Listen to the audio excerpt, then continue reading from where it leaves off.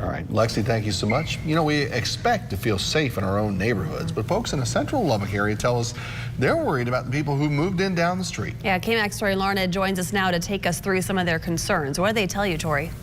Lauren, Brian, over the last year, 2 sober living homes opened on 44th and 49th Street near Utica Avenue, and former addicts moved in hoping to improve their lives. But residents in those areas worry this isn't the right place for those homes that are currently there illegally.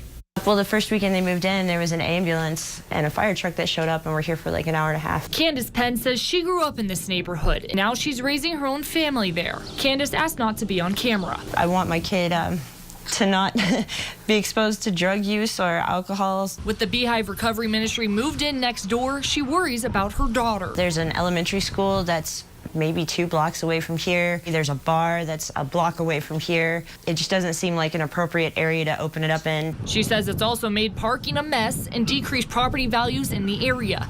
But Chris Witt, the assistant director of the nonprofit, says they run a tight ship. We have 24-hour staff here on site to make sure that the clients are safe. We have a curfew every night.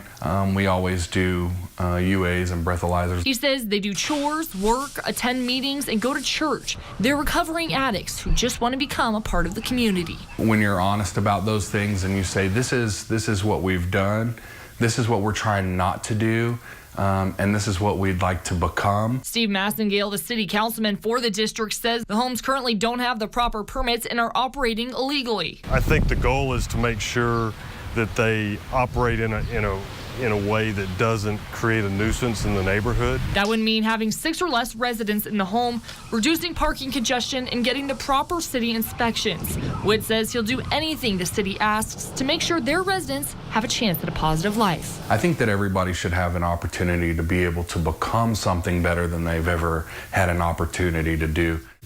Massengale says it'll take some time to get everything in order, but the city will be monitoring these homes to make sure they become compliant with the law.